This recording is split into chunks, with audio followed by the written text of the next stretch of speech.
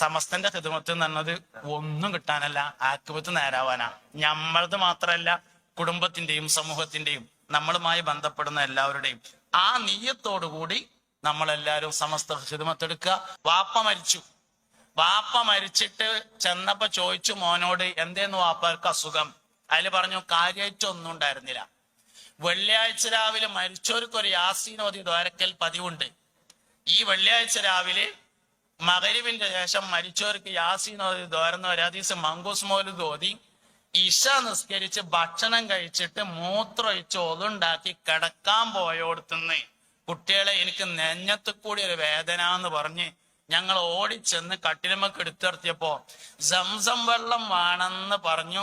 3 ഇറക്ക് സംസം വെള്ളം കുടിച്ചിട്ട് ലാ ഇലാഹ ഇല്ലല്ലാ എന്ന് വാപ്പ ഉറക്ക 3 പറഞ്ഞ് പിന്നൊരു വലിച്ച് പിന്നെ വാപ്പ മുണ്ടിയിലാന്ന് പറയുമ്പോ പറയണത് മരിച്ചു എന്നാണെങ്കിലും പറയാനും കേൾക്കാനും ഒരു ചൊറുക്കുണ്ട്. അതിന്റെ പേരാണ് ഹുസ്നുൽ ഖാത്തിമ.